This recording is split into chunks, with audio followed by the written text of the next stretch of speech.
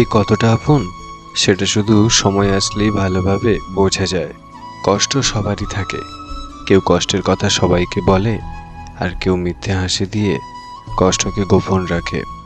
নিজের অবস্থান নিয়ে কখনো গর্ববোধ করো না, কারণ এই বিশ্বে সবকিছুই পরিবর্তনশীল। মনে রেখো, রাজাকেও মাটিতে পা ফেলতে হয়। খারাপ সময়ে না এসে ভালো সময়ে যারা তোমার সঙ্গ দেবে, খোঁজ নিয়ে দেখো, বিশ্বাসঘাতকতা তারাই বেশি করে। মানুষ জ্ঞানের পরিচয় দেয় তার কথায়, যোগ্যতার পরিচয় দেয় তার কর্মে, আর বংশের পরিচয় দেয় তার ব্যবহারে।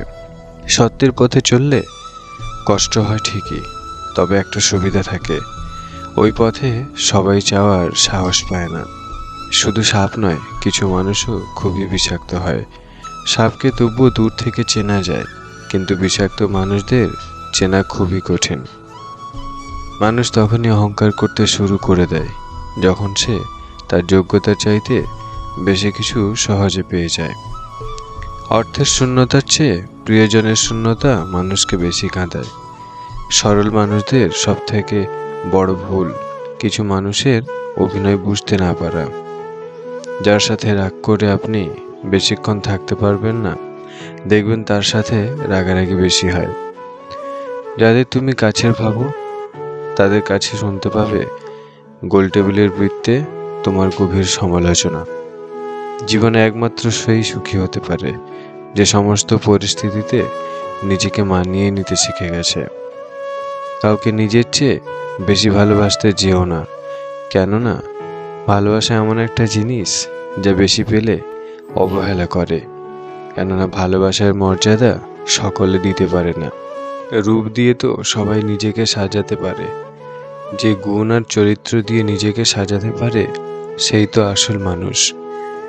কিছু কিছু মানুষ নিজেকে নিয়ে অহংকার করে, খুব বড় ভাবে, কিন্তু তারা হয়তো জানে না ফুলের সৌরভ আর মানুষের গৌরব বেশি দিন টিকে না। সৌন্দর্য একদিন তোমায় ছেড়ে যাবে, কিন্তু জ্ঞান চিরদিন তোমার সাথে থাকবে।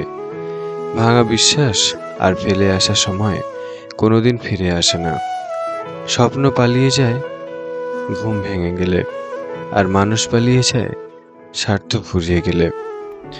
মানুষের উপরে রং দেখে তাকে ঘৃণা করো না, হয়তো তার কোনো একটা গুণ আছে যা কিনা স্বর্ণের চেয়েও দামি।